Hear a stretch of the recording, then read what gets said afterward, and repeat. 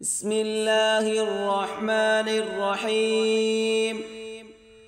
يا أيها المزمل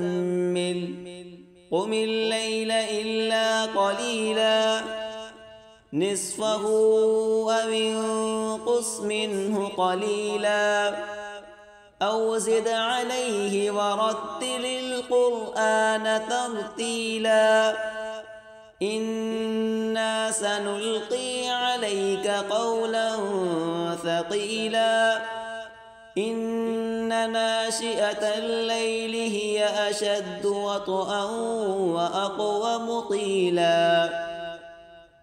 إن لك في النهار سبحا طويلا واذكر اسم ربك وتبتل إليه تبتيلا رب المشرق والمغرب لا إله إلا هو فاتخذه وكيلا واصبر على ما يقولون واهجرهم هجرا جميلا وذرني والمكذبين أولي النعمة ومهلهم قليلا إن لدينا أنكالا وجحيما وطعاما ذا غصة وعذابا أليما يوم ترجف الأرض والجبال وكانت الجبال كثيبا مهيلا إنا أرسلنا إليكم رسولا شاهدا عليكم كما أرسلنا إلى فرعون رسولا فعصى فرعون الرسول فأخذناه أخذا وبيلا فكيف تتقون إن كفرتم يوما يجعل الولدان شيبا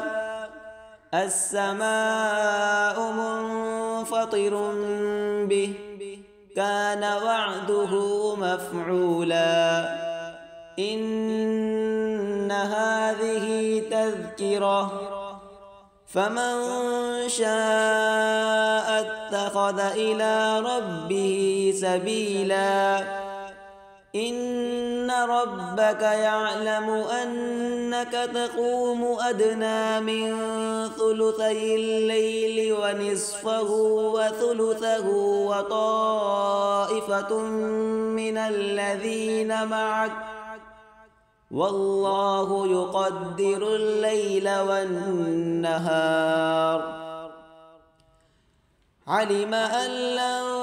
تحصوه فتاب عليكم فاقرؤوا ما تيسر من القرآن علم أن سيكون منكم مرضى وآخرون يضربون في الأرض يبتغون من فضل الله وآخرون يقاتلون في سبيل الله فاقرؤوا ما تيسر منه وأقيموا الصلاة وآتوا الزكاة وأقرضوا الله قرضا حسنا وما تقدموا لأنفسكم من خير تجدوه عند الله هو خيرا وأعظم أجرا واستغفروا الله إن الله غفور رحيم.